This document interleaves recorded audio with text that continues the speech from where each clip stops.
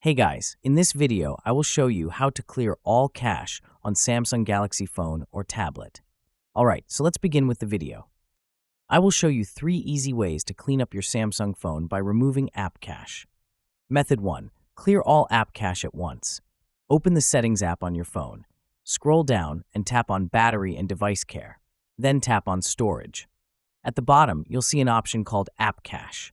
App Cache stores temporary data that helps apps load faster and run more smoothly.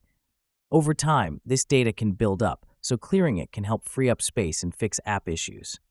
To clear it, tap Select All, tap Clear, then tap Clear again to confirm.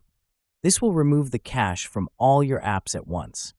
If you don't see the App Cache option, it means your phone doesn't have much cache to clear, and that's totally okay. You don't need to do anything.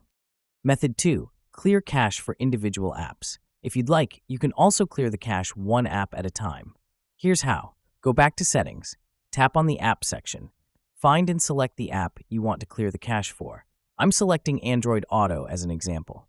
Scroll down and tap on Storage.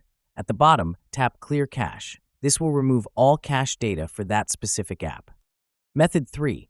Optimize system and clear system cache. If you want to clear system cache and make your phone run smoother, go back to Battery and Device Care settings. Device Care helps your Samsung phone run smoothly by managing battery, storage, memory, and security. You will see Optimize Now button if your phone is not optimized. Simply press on Optimize Now. This will close background apps, delete unnecessary files, free up memory, and your phone is optimized. And that's it. So that is how you can clear all cache on Samsung Galaxy phone or tablet. So that's all for this video. Thanks.